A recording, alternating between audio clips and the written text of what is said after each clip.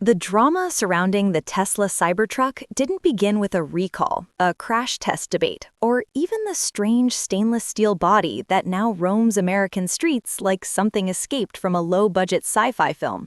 In many ways, the story begins earlier, with a different kind of controversy, not a battle between automakers, but a clash between journalists.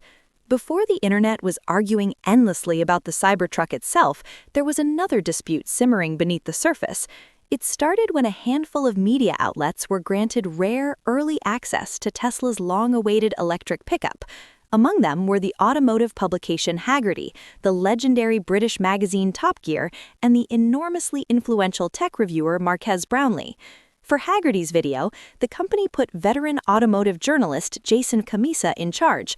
The result was slick, entertaining, and highly watchable. The video was filled with dramatic camera shots, drag races, and cinematic editing, the kind of production that spreads rapidly across YouTube. But not everyone watching was impressed. To some critics, the review felt strangely incomplete. While the production quality was undeniable, viewers began noticing what wasn't there. The Cybertruck's bold claims, its controversial design, its untested durability, none of those issues received much scrutiny. Instead, the video leaned heavily towards spectacle. It felt less like an independent review and more like something Tesla's own marketing department might have produced. One of the loudest voices raising concerns was automotive journalist Matt Farah from The Smoking Tire. Farah openly criticized the Haggerty video for what he saw as a lack of critical perspective. In response, Camisa appeared on Farah's podcast, where the two discussed the issue head-on. The exchange became its own form of internet entertainment. Camisa defended his integrity, arguing that he had never taken money from Tesla, and therefore had no reason to show bias. But that argument, critics suggested, misunderstood the deeper issue. Bias in journalism isn't always about direct payment. Sometimes it comes from access. When a company grants only a few creators early access to one of the most anticipated vehicles of the decade, flying them out, giving them behind-the-scenes factory tours, and allowing them to produce exclusive content, there's an unspoken pressure, not necessarily to lie, but to avoid biting the hand that provides the opportunity. Looking back now, that early review feels almost like a time capsule from a very different moment in the Cybertruck story. Because today, with real owners driving real trucks on real roads, the narrative has shifted dramatically. Promises that once sounded revolutionary now look exaggerated. Claims that once sparked excitement now raise eyebrows. And perhaps most telling of all, the Cybertruck, one of the most hyped vehicles in modern automotive history, has already experienced a full recall affecting every unit produced at the time. The issue? A sticking accelerator pedal. In any car, that's a problem. In a 6,000-plus-pound stainless steel electric truck capable of launching to 60 miles per hour in under 3 seconds, it's downright alarming. So how did we get here? How did one of the most anticipated vehicles ever unveiled end up as one of the most controversial? To understand that, you have to go back much further than the viral reveal event. The story actually begins more than a decade earlier. In July of 2012, Tesla had just begun production of its first mass-produced vehicle, the Model S. At the time, the company was still fighting for survival, trying to prove that electric vehicles could compete with gasoline cars. And yet, even in those early days, Elon Musk was already thinking about trucks. On Twitter, Musk casually floated the idea of a Tesla Cybertruck, imagining something with massive torque, dynamic air suspension, and sports car-like handling. At the time, it sounded more like a daydream than a roadmap. Tesla had far bigger challenges ahead than reinventing the pickup truck. For a while, that seemed like the likely direction.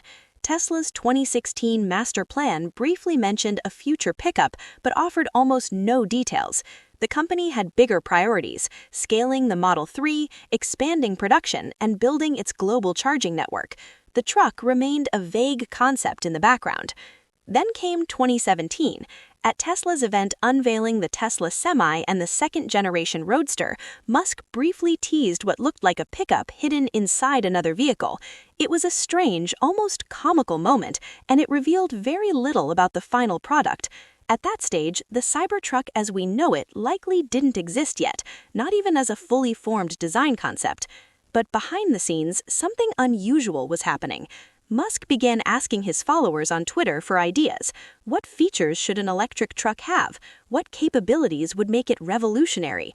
One suggestion involved making the truck slightly larger than average to accommodate new features such as advanced air suspension or onboard compressed air systems.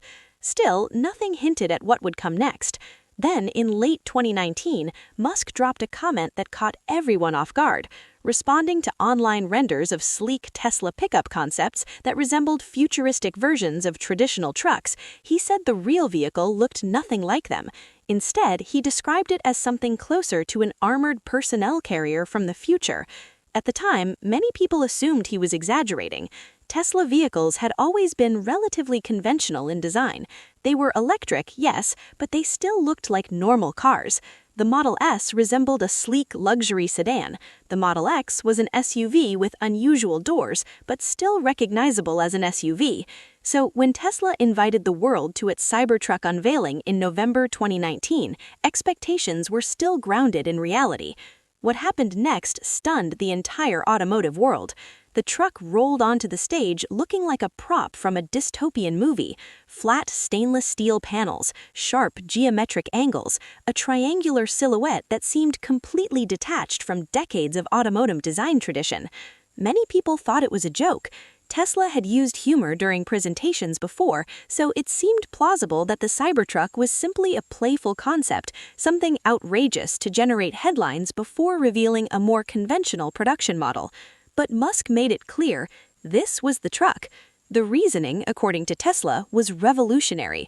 Traditional trucks used body-on-frame construction, meaning the body sat on top of a structural frame. The Cybertruck, by contrast, would use what Musk described as an exoskeleton.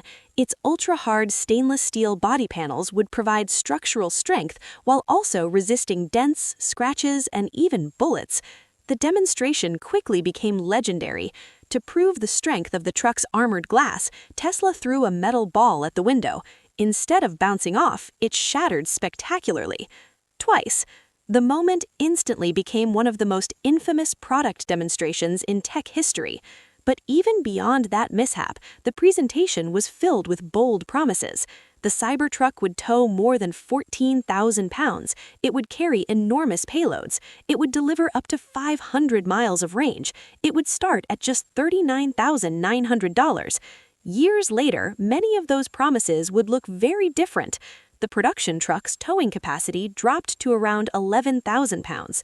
The bed shrank slightly. The entry price doubled to well over $80,000. And the much-hyped 500-mile range would require an enormous optional battery pack that consumed much of the bed truck. Even the exoskeleton turned out to be something less radical than originally implied. Engineers and analysts later concluded that the Cybertruck is essentially a unibody vehicle, closer in structure to Tesla's Model Y than a traditional pickup. Yet perhaps the most fascinating part of the Cybertruck story isn't its engineering, it's its design philosophy. Tesla presents the truck futuristic, but in reality, its aesthetic deeply rooted in the past, specifically the retro-futurism of the late 19th century. The sharp, wedge shapes resemble the concept cars of the 1970s and 1980s. Films like Blade Runner imagined a future filled with angular metallic machines, and the Cybertruck seems almost directly pulled from that vision. In other words, it doesn't look like the future. It looks like what people in the past thought the future would look like. And that distinction matters. Automotive design has always been shaped by regulations, safety requirements, and manufacturing constraints. The reason modern vehicles tend to have smooth, rounded shapes isn't because designers lack imagination, it's because those shapes improve aerodynamics and pedestrian safety. Sharp stainless steel edges, by contrast, introduce serious safety concerns. European regulators have already indicated the Cybertruck cannot be sold there in its current form. Even in the United States, critics have questioned how the vehicle passed certain safety standards. Meanwhile, real-world ownership has begun revealing problems that early reviewers never encountered. Build quality complaints, software glitches, unusual mechanical issues, and now a recall affecting every Cybertruck on the road. None of this means the truck is without innovation. Tesla's 48-volt electrical system is genuinely new for the automotive industry. Its steer-by-wire system represents a radical approach to vehicle control, and its straight-line acceleration is undeniably impressive. But the central question remains, does any of that actually make it a better truck? For people who use trucks for traditional tasks, towing, hauling, or off-roading, the answer is far less clear. Electric trucks in general struggle with towing range, and the Cybertruck's unusual shape introduces practical limitations. It even launched without a spare tire. In many ways, the Cybertruck seems less like a reimagining of the pickup and more like something entirely else, a luxury tech vehicle wearing the costume of a truck. That interpretation makes sense when you consider the modern American truck market. Over the past 2 decades, pickups have increasingly shifted towards expensive luxury models. Many buyers rarely use them for traditional work tasks. Instead, trucks have become